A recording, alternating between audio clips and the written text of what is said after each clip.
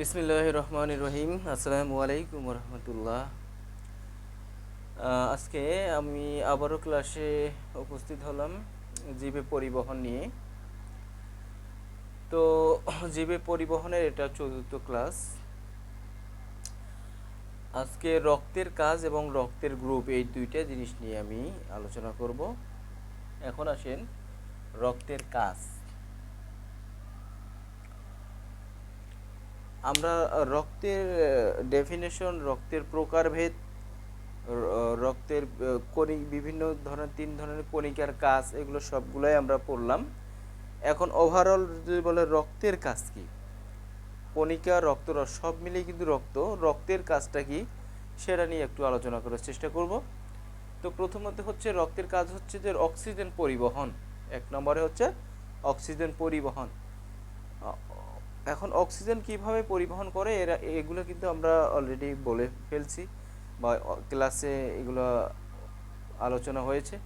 এখন আমি আবারও বলতে চাই যে রক্ত আমাদের অক্সিজেন পরিবহন করে। আমরা প্রশ্বাসের মাধ্যমে যে অক্সিজেনটা নিই, এটা প্রথমে আমাদের ফুসফুসে যায়, ফুসফুস থেকে আমাদের হৃৎপিণ্ডে গিয়ে হৃৎপিণ্ডে রক্তের সঙ্গে মিশে যায়, রক্তের সঙ্গে রক্তের লোহিত রক্তকণিকার হিমোগ্লোবিন নামক রঞ্জক পদার্থের সঙ্গে যুক্ত হয়, অক্সিজেন যুক্ত হয়ে অক্সি হিমোগ্লোবিন নামক এক ধরনের অস্থায়ী যৌগ গঠন করে। ফলে রক্তের মাধ্যমে সেটা আমাদের প্রত্যেকটি কোষে, অর্থাৎ আমাদের পুরো বডিতে ছড়িয়ে যায়। অর্থাৎ রক্ত আমাদের অক্সিজেন পরিবহন করে। তারপর হচ্ছে রক্ত আমাদের কার্বন ডাই অক্সাইড অপসারণ করে। আমরা আমাদের শরীরে অক্সিজেনটা প্রবেশ করার পর আমাদের কোষের মাইটোকন্ড্রিয়াতে শক্তি উৎপন্ন হয়। আমরা জানি যে সেখানে জারণ বিজারণ বিক্রিয়া ঘটে, রেসপিরেশন হয়, রেসপিরেশনের ফলে কার্বন ডাই অক্সাইড উৎপন্ন হয়, তাপ উৎপন্ন হয়, আবার ওখানে শক্তি উৎপন্ন হয়। তো এই যে কার্বন ডাই অক্সাইড যে ওখানে উপজাত হিসেবে উৎপন্ন হচ্ছে, এটা কিন্তু অপসারণ করা প্রয়োজন। রক্ত এই কার্বন ডাই অক্সাইডকে অপসারণ করে সাধারণত বাইকার্বনেট রূপে। আমাদের শরীরে বাইকার্বনেট রূপে কার্বন ডাই অক্সাইডটা আমাদের হৃৎপিণ্ডে আসে, হৃৎপিণ্ড থেকে ফুসফুসে আসে, ফুসফুস এটা নিঃশ্বাসের সাথে বাইরে বের করে দেয়। তাহলে রক্ত আমাদের অক্সিজেন পরিবহন করতেছে এবং কার্বন ডাই অক্সাইড অপসারণ করতেছে। আরেকটা কাজ করতে, সেটা হচ্ছে খাদ্য সার পরিবহন। রক্ত হচ্ছে খাদ্য সার পরিবহন করে। খাদ্য সার বলতে বোঝাচ্ছে বিভিন্ন ধরনের ভিটামিন এবং মিনারেলস। এই ভিটামিন এবং মিনারেলস এইগুলো আমাদের শরীরের প্রত্যেকটি কোষে পৌঁছে দেয় হচ্ছে রক্ত।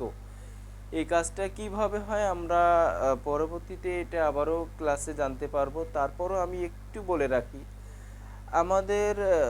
আমরা জানি আমাদের পাকস্থলীতে খাদ্য হজমের ফলে এই এই খাদ্যর উপাদানগুলো আমাদের ডিওডেনামের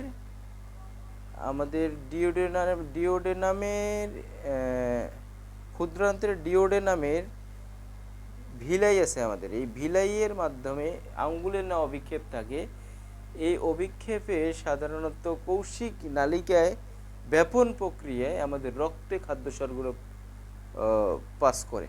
অর্থাৎ আমরা এটা পড়ছি যে আমাদের ডিওডেনামে ভিলাই আছে, আর এই ভিলাইয়ে আমাদের খাদ্যসারগুলা অপচ্য অংশ থেকে খাদ্যসারগুলা আমাদের রক্তে প্রবেশ করে, আর যে বাকি যে অংশটা আছে মল, সেটা মল আকারে বাইরে বের হয়ে যায়। অর্থাৎ খাদ্যসারটা রক্তে যখন প্রবেশ করতেছে, আর এই রক্তটা আমাদের শরীরে সারা দেহে এই খাদ্যসারটাকে পৌঁছায় দিচ্ছে। তাহলে আমাদের রক্ত কি কাজ করতেছে? খাদ্যসার পরিবহন করতেছে। একদিকে অক্সিজেন পরিবহন করতেছে, কার্বন ডাইঅক্সাইড অপসারণ করছে, আরেকদিকে হচ্ছে খাদ্যসার পরিবহন করতেছে, তাপের সমতা রক্ষা করা। রক্ত কিন্তু আমাদের তাপের সমতা রক্ষা করে। তাপ আমাদের শরীরে বিভিন্ন প্রত্যেকটি কোষে বা প্রত্যেকটি সেলে জারণ বিজারণ বিক্রিয়ার মাধ্যমে উৎপন্ন যে তাপটা, সেই তাপটা এখানে কিন্তু দহন বিক্রিয়া ঘটতেছে। অক্সিজেনের উপস্থিতিতে যে বিক্রিয়া ঘটে সেটাই আমরা কেমিস্ট্রিতে পড়ছি দহন বিক্রিয়া। আর দহন বিক্রিয়া তাপ উৎপন্ন হয়। যেহেতু আমাদের আমাদের বিভিন্ন সেলে দহন বিক্রিয়া হচ্ছে, আর দহন বিক্রিয়ার দরুন এখানে তাপ উৎপন্ন হচ্ছে, আর এই তাপটা আমাদের রক্তে প্রবেশ করছে। রক্ত আবার এই তাপটাকে পুরো শরীরে প্রত্যেকটি অঙ্গ প্রত্যঙ্গে সমতা বজায় রাখতেছে। আমাদের যেই অংশে ঠান্ডা বা একটু শীত বা তুলনামূলক কম গরম, সেই অঞ্চলে এই তাপটা সমতা করে দিচ্ছে রক্ত। তো তারপর হচ্ছে বর্জ্য পদার্থ নিষ্কাশন। আমরা পড়ছি, আমরা যে কিডনি আমাদের রক্তগুলোকে পরিশুদ্ধ করে, মূত্র তৈরি করে, আবার এই মূত্র আমাদের বাইরে বের করে দেই। এই মূত্রের মাধ্যমে আমাদের ইউরিয়া, ইউরিক অ্যাসিড, ক্রিয়েটিনিন নামক যে বিষাক্ত উপাদানগুলা, সেই উপাদানগুলো আমাদের শরীর থেকে বের হয়ে যায়। আর এই বের হয়ে যেতে সহায়তা করে আমাদের কিন্তু কিডনি। কিন্তু এটা কার মাধ্যমে চলে আসতেছে? রক্তের মাধ্যমে। তাহলে রক্ত আমাদের আলটিমেটলি কি করতেছে? বর্জ্য পদার্থ নিষ্কাশন করতে সহায়তা করে। আমাদের কার্বন ডাই অক্সাইডও কিন্তু বর্জ্য পদার্থ, এটাও কিন্তু রক্তের মাধ্যমে নিষ্কাশন হচ্ছে। ইউরিয়া, ইউরিক অ্যাসিড, ক্রিয়েটিনিন, এগুলো বর্জ্য পদার্থ উৎপন্ন হচ্ছে আমাদের রেসপিরেশনের ফলে, বিভিন্ন বিক্রিয়া, জারণ বিজারণ বিক্রিয়ার ফলে। আবার এগুলোও ওই রক্ত আমাদেরকে বাইরে বের হইতে সাহায্য করছে। এবার আসো হরমোন পরিবহন। মানবদেহে নালীবিহীন গ্রন্থি থেকে যেসব রস নিঃসৃত হয়ে জৈবিক কার্যাদি নিয়ন্ত্রণ করে, তাকেই বলতেছি আমরা হরমোন। নালীবিহীন আমাদের দেহে দুই ধরনের গ্রন্থি আছে, একটা হচ্ছে অন্তঃক্ষরা গ্রন্থি, একটা হচ্ছে বহিঃক্ষরা গ্রন্থি। অন্তঃক্ষরা গ্রন্থি মানে অনালী, মানে নালী নেই, অর্থাৎ অন্তঃক্ষরা গ্রন্থি থেকে এই হরমোনটা নিঃসৃত হয়। তো আমাদের হরমোন কি পরিবহন করতেছে? রক্ত এক জায়গা থেকে অন্য জায়গায় নিয়ে যাচ্ছে। তারপর হচ্ছে রক্ত রোগ প্রতিরোধ করে। আমরা জানি যে আমাদের শ্বেত রক্তকণিকায় দুই ধরনের, একটা হচ্ছে একগ্রানুলোসাইট আর একটা হচ্ছে গ্র্যানুলোসাইট। তো একগ্রানুলোসাইটে থাকে লিম্ফোসাইট এবং মনোসাইট। লিম্ফোসাইট অ্যান্টিবডি তৈরি করে, মনোসাইট ফ্যাগোসাইটোসিস প্রক্রিয়া জীবাণুকে ধ্বংস করে। তার মানে এগুলো কি রোগ প্রতিরোধ করতেছে। যেহেতু অ্যান্টিবডি তৈরি করে একটা লিম্ফোসাইট, অ্যান্টিবডি তৈরি করা মানে রোগ প্রতিরোধ করা। আবার শ্বেত রক্তকণিকার গ্র্যানুলোসাইট, এটা আবার তিন প্রকার, এই নিউট্রোফিল, ইউসিনোফিল এবং বেসোফিল। এই যে নিউট্রোফিল কিন্তু কি করছে? ফ্যাগোসাইটোসিস প্রক্রিয়া জীবাণুকে ধ্বংস করতেছে। নিউট্রোফিল এবং ইউসিনোফিল এবং বেসোফিল, এই দুইটা আবার কি করতেছে?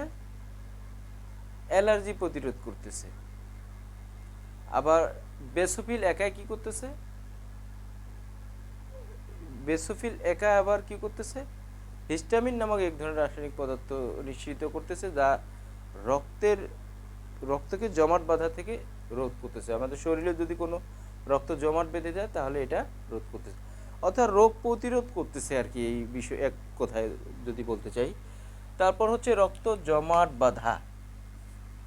একদিকে রক্ত জমাট বাঁধতে সহায়তা করতেছে, আবার এর আগে আমরা পড়লাম রক্তকে জমাট বাঁধতে রোধ করতেছে। যেমন আমাদের শিরা উপশিরাগুলোতে যদি রক্ত চলাচল কোনোভাবে বাধাগ্রস্ত হয় তাহলে কিন্তু মানুষ মারা যাবে।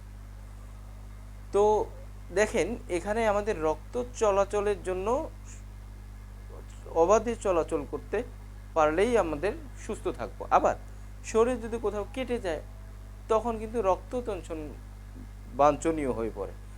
তো সেক্ষেত্রে আবার রক্ত কি করতেছে, জমাট বাঁধতে সহায়তা করছে, অর্থাৎ অনুচক্রিকা আমাদের শরীরের কোথাও কেটে গেলে রক্ততঞ্চন ঘটায়।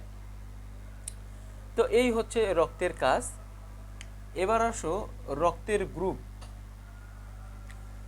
আমাদের লোহিত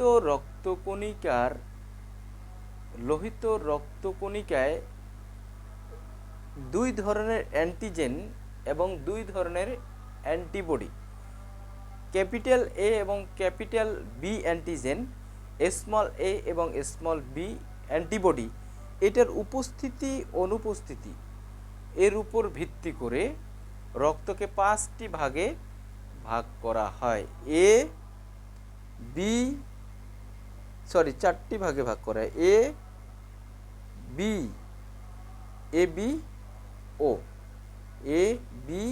বি ও, এই 4টাকে বলতেছি আমরা ব্লাড গ্রুপ। ব্লাড গ্রুপের ডেফিনেশন আশা করি বুঝতে পেরেছেন। আর এই 4টা ব্লাড গ্রুপ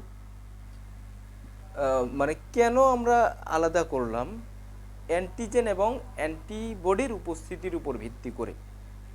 অর্থাৎ যদি কারো রক্তে অ্যান্টিজেন এ থাকে তাহলে বুঝবো তার রক্তের গ্রুপ হচ্ছে এ। অ্যান্টিজেনের উপর ভিত্তি করে কিন্তু নর্মালি আমাদের রক্তের গ্রুপটা করা হয়। অ্যান্টিজেন এ মানে রক্তের গ্রুপ এ, আর অ্যান্টিবডি কিন্তু তার বিপরীতটা থাকবে, তাহলে অ্যান্টিবডি বি। অ্যান্টিবডি তাহলে কি বি। রক্তের গ্রুপ যার এ, তার অ্যান্টিজেন থাকবে এ, অ্যান্টিবডি বিপরীতটা বি। রক্তের গ্রুপ যার বি, তার অ্যান্টিজেন বি, অ্যান্টিবডি তার এ, বিপরীতটা থাকবে সবসময় অ্যান্টিবডি। অ্যান্টিজেন যেটা সেটাই হচ্ছে তার রক্তের গ্রুপ।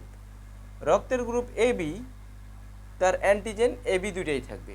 যেহেতু এ বি দুটাই অ্যান্টিজেন উপস্থিত থাকবে, কিন্তু তার অ্যান্টিবডি নেই। অর্থাৎ যার রক্তের গ্রুপ হচ্ছে এ বি, তার রক্তে অ্যান্টিবডি নেই।